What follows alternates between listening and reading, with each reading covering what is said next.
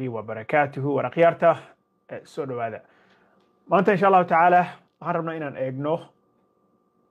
codkii tobanaad oo la geliyo shutdownka dowladda Mareykanka ay ku jirto kadib markii ay ismariwaa xoog leh uu soo kala dhaxgalay dimuqraadiga iyo republikaanka ama xisbiga jamhuuriga oo hadda isagu talada haya maanta waa maalinkii 15aad oo dalka Mareykanka uu ku jiro shutdown marka maadaama ay tahay maalinkii 15aad waxaan rabnaa inaan fiirino waxa ka soo kordhay xaaladaha sida isu bedeleen maxaa maaragtay xagee wax marayaan haddii aan ku bilaabo maanta waxaa soo baxay warar fara badan codka tobanaad ee la geliyey oo maanta senadka iyo aqalka sare ee Mareykanka iyo aqalka hoose ay qaadeen waa maalinkii tobanaad oo la codeeyo marka maalinkii tobanaad maadaama ay ahayd oo ama codkii tobanaad oo loo qaado shutdownka in laga saaro dowladda federaalka ee Mareykanka waxaa dhacday in la isku afgaran waayey absolutely waa la isla dhaafi waayey republikaanka ama xisbiga jamhuuriga ayaa wuxuu u baahan yahay 5 cod in uu ka helo dhanka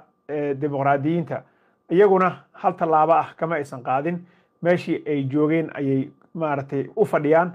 tallaabo kama aysan qaadin arrinka isaga ah marka odayaasha 5 cod bay u baahan yihiin 5tii codna waa la yihiin weli dimuqraadiga iyo jamhuuriga horta maxay isku haystaan oo dalkan shutdownka loo geliyay aan isweydiina marka hore waxa la isku hayo waxa waaye dimuqraadiyiinta ayaa waxay ku adkaysanayaan in barnaamijkii Obamacare weli la sii wado oo dadka dhaqaalahooda uu san gaarsiisnayn in ay gataan insurance ku filan laakiin ka koreeya inta loogu talagalay kaarka caafimaadka ee dowladda ee Medicaid-ka baa waxay rabaan in ay u daayaan programkii ahaa inay helaan discounted health care programkii uu soo sameeyey waagii hore madaxweynaha Obama markii hore tookadii hore ee Trump uu joogay wuxuu isku dayay inuu programkaas baabi'iyo cod ku filan wuu waayey haddana oo ay ka soo wareegatay 4 sano oo Biden uu haystay oo dad far badan ay ku soo biireen programkan Obamacare dadka shaqaysto ay ka faa'iideystaan discountina ay ka helaan waxay republikaanka ama jamhuuriyiinta waxay dareemayaan in arrinkan uu xididaystay dad far badanna ay ku jiraan oo hadhow codad badan ay ku weyn doonaan haddii ay ogolaadaan in la tirtiro programkan Obamacare marka waxa la isku hayo oo uu dhan oo ugu xoog badan waxa waaye labada xisbi dalka ugu waaweyn ay isku hayaan oo ismariwaaga xoog leh uu ka imaaday waa Obamacare hala daayo oo dimuqraadiyiinta ay ku doodayaan iyo Obamacare la deynmayo waan baabi'inaynaa programkaas iyo programyo kale oo waliba kaararka caafimaadka ah baan rabnaa inaan hoos u dhigno marka isqa qabsi fara badan ayaa ka jira 5 cod way la yihiin nimanka odayaasha ah marka programkan shutdownka ah oo dowladda Mareykanka inaysan haysan wax budget ah oo ay ku shaqeyso maxaa dhibaato ah oo ay keentay haddii aan fiirino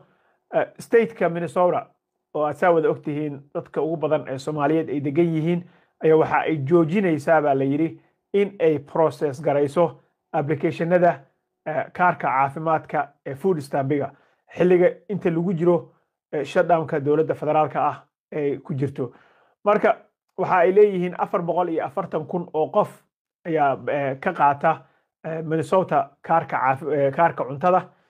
dadkaas oo dhan waxa ay weyn doonaan food stamp-gii loogu soo shubi jiray marka waxa kale oo iyagana lacag la'aan ay soo food saartay oo dowladda federaalka ah ka heli jiray lacago qolyahan loo yaqaano food bankiga oo dadka cuntada freega ah siiyo marka haddii kaarka cuntada uu kaar wax ku soo dhici waayo oo shutdownkan uu sii socdo waxa ay sheegayaan wararka in kuwaasna ay lacag la'aan ku dhacdo dadkii marka food stamp-ga qaadan jiray oo danyarta ahaa oo kaarka cuntada qaadan jiray arrinkaas dhibaato ay ku noqonaysaa meeshii kale oo loo ciirsanayay oo food stamp-ga laga soo qaadanayayna iyadana waxaa soo food saarayso caqabad dhaqaale yari ah sida haddaba ay sheegeen ayna xaqiijiyeen marka waxaa socota arrimo fara badan oo is-eedayn ah oo qof walba qof uu dusha ka saarayo labada xisbi ay dusha iska saarayaan ninka dimuqraadiga minority leaderka ka ah aqalka hoose ayaa waxa uu hadda ka hor sheegay inuu ku faraxsan yahay maalin kasta oo shutdownka lagu sii jiro iyaga oo sida isaga uu rabo ama uu dadka ka dhaadhacsiinayo Amerikaanka ah faa'iido ay u tahay maadaama uu ku xisaabtamayo haddii November 2026 la gaaro inay cod fara badan ay ka helaan meeshaas marka arrimahan waa adag yihiin meel adag bay maraysaa maanta madaxweynaha wuxuu approve gareeyey in FBI-da Federal Bureau of Investigation budgetkooda iyada aan la taabanaynin oo macnaha shaqaalaha dowladda federaalka ah oo ay ku dhacayso check la'aanta ma noqonayaan ha yeeshee qolyahan TSA-da oo kale oo eraboorada ka shaqeeyo way shaqaynayaan eraboorada security-ga shaqadii way qabanayaan marka la gaaro ama lagu heshiiyo oo laga baxo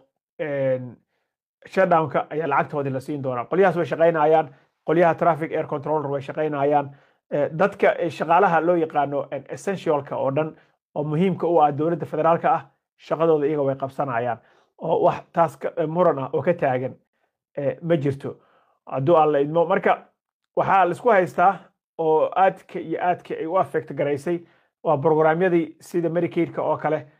dadka social security-ga qaata oo waayeelada iyo waxaas way heli doonaan programyada ay ka mid ka yihiin kaarka cuntada it's gonna run out haddii la gaaro November 1 dadka badankiis waxaa laga yaabaa in aysan u soo dhicin wax cunno ah oo kaarka cuntada cunto la'aan ay kaga dhacdo halkaas marka arrinkan way isku haystaan codkii ku filla ay u baahnaayeenna way ka waayeen si shutdownka looga baxo dimuqraadiyiinta waa laga kari la'yahay in ay u codeeyaan in ay maaragtay shutdownkan dalka laga saaro oo Trump iyo kooxdiisa programka ay rabaan loo hirgeliyo haddii programkooda loo hirgeliyo waxaa dhici doonta in Obamacare ama kaarkii discountiga ahaa la waayo inkasta oo sida aan idin sheegay kaarkaas haddii la waayo dad fara badan oo Amerikaana ay ku weyn doonaan kaar caafimaad taasna ay dhibaato u keeni doonto xisbiga jamhuuriga haddii arrinkan iyaga ay noqdaan qolyaha mas'uulka ka ah maadaama doorashada kursiga maaragtay November 2026 uu soo socdo waxaa kale oo maanta Mareykanka ka dhacay madaxweynaha dalka Mareykanka ayaa wuxuu isna soo jeediyey in shaqaalaha guryaha loo diray oo hay-adaha faraha badan oo dowladda federaalka ah ka shaqaynaya oo ilaa 10,000 oo qof gaarayo waxa uu soo jeediyey in shaqada lay off laga siiyo